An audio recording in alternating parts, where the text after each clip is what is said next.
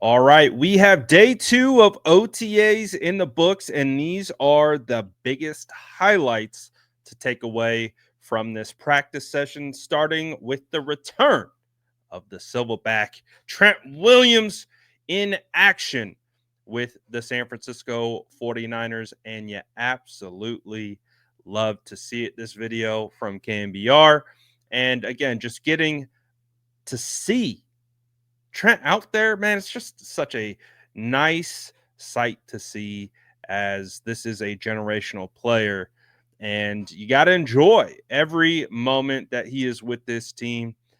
You just never know what it's all said and done. But again, he is back.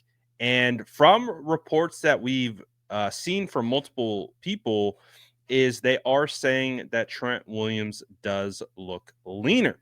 We posted a workout video of him prior to coming to OTAs, and that was one of the things that we noticed as well. It's like he looks leaner. And I don't necessarily think that's a bad thing, because as we know and as we've heard from other players in the NFL, Trent Williams is one of the strongest players in this league. Honestly, I think taking some weight off that frame not only is going to make him a little bit quicker, a little bit faster, but I'm sure his lower half will appreciate that.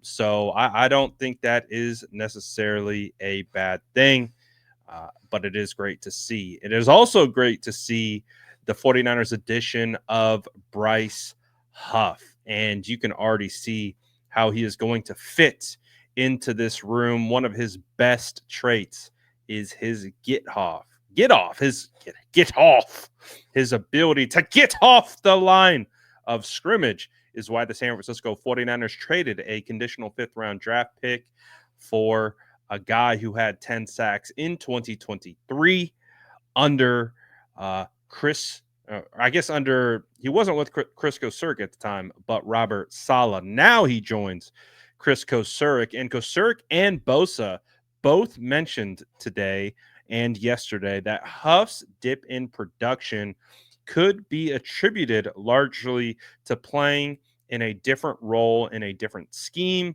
and expressed optimism that a return to the 4-man front he played in New York could get him back on track. Again, this is one thing that we've highlighted as well.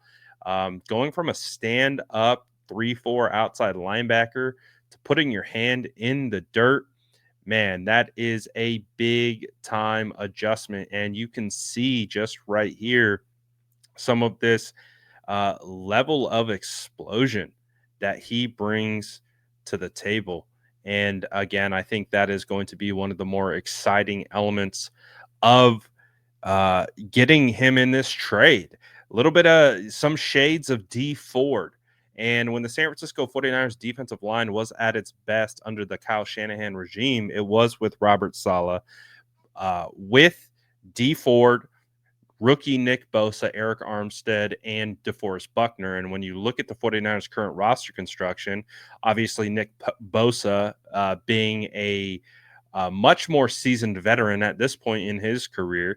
You have Mykel Williams, who kind of is like Eric Armstead in a sense, just a big, strong defensive tackle who can also play edge. I see Mykel having the most success as a pass rusher on the interior.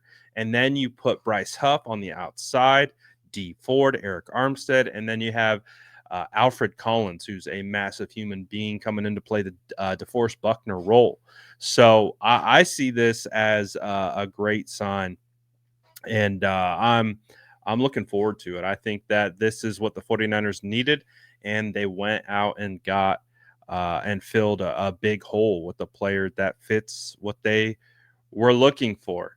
This was a pretty funny video to come out. This was, I believe, from David Lombardi. Trent Williams already pancaking guys. You'll be able to see a little bit of a tumble here.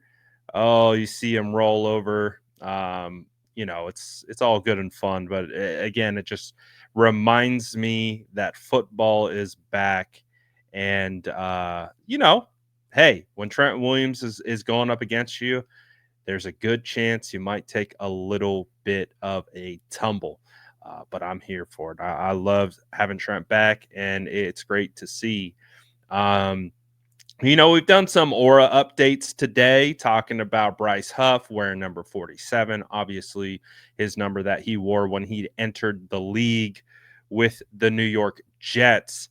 But we have a new helmet for quarterback Brock Purdy. I know some people could care less about this, but if you're a football freak like me, who also enjoys football equipment, you will see that he is wearing one of the new lightweight helmets that contributes to more protection. And again, not as heavy of a helmet. And it appears that Brock is moving away from the Riddell Speed Flex. So I don't mind it. I would like to get a better look at him in it. This video is from 95.7 The Game. It's not the greatest video. It's a little shaky. Can't really get a good sense of the helmet and how it fits on him. But definitely curious to see what that looks like in some different uh, lighting or just more clarity. We also had this clip come out of Jacob Cowing making a sick one-handed catch against the left sideline. This on a pass from Mac Jones.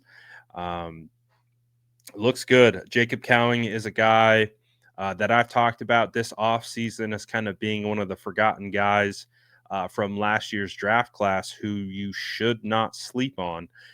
He has a ton of talent. He's got a ton of speed. He doesn't have the biggest frame in the world, but he is very good. I even talked to Tet McMillan at the NFL draft, man. When I mentioned Jacob Cowing, his former teammate at Arizona, just absolutely lit up and just talked about how much, Jacob Cowing was instrumental in his development.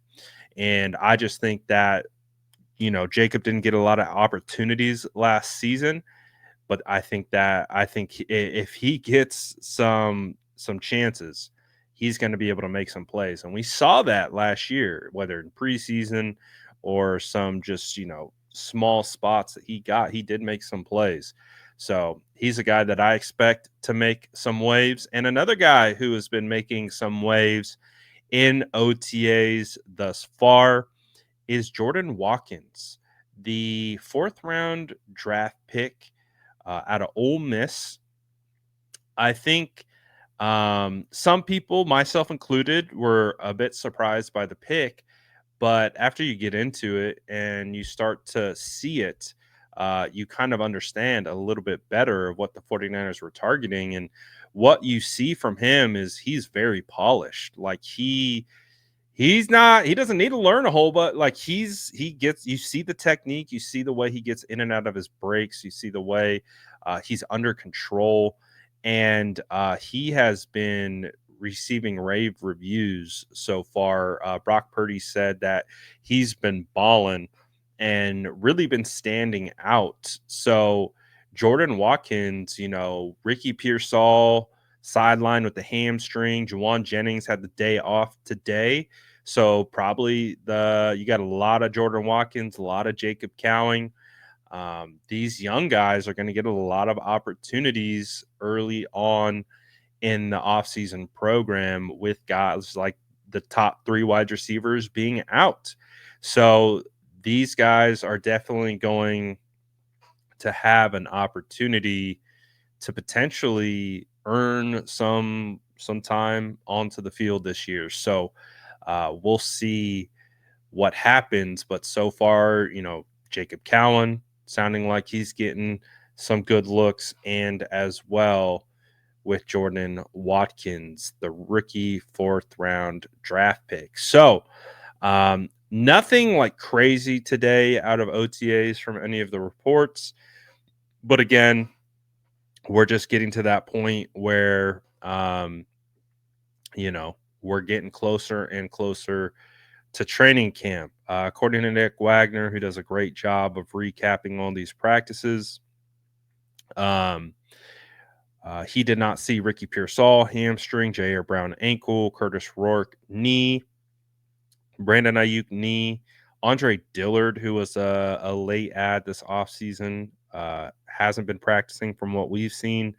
Yetur Gross-Matos is off with the birth of his child, and defensive tackle Alfred Collins is listed as calf, but Alfred Collins remains to be signed. And this appears to be a trend right now with the second round draft picks.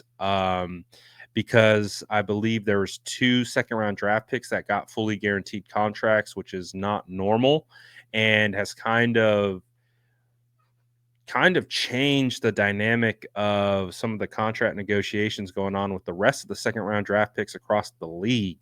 So this is kind of a league situation. It's not necessarily a 49ers situation. It appears that because those 2 second round picks got fully guaranteed contracts, it's a trickle down effect, just like we always talk about with these contracts. These guys' contracts impacts the next guy's contracts. So we're seeing it happen with the rookies right now. So we'll see if this is truly injury related or if this is contract related. It could be both.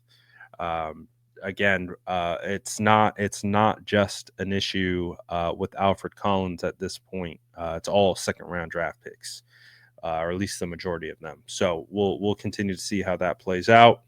Some other notes: Christian McCaffrey was out there practicing a lot. All things considered, he took part in individual and team drills, which isn't really the case for guys like Trent Williams, who only participated in individual. George Kittle only participated in individual. No Fred Warner, just watching, and Nick Bosa had a rest day. So again, Christian McCaffrey, if he's going to practice, he's going to practice. And he's going to practice at full speed, and he's going to do as much as he can. So, but again, all reports coming out that CMC looks good, CMC looks fast, and CMC looks ready to go. And honestly, the whole team seems it's just such a stark contrast of how things were looking last year compared to this year at this time. The fact that there's no contract drama, everything has been figured out. Pretty cool. Pretty cool. I like where we're at. And I think this is good for the San Francisco 49ers.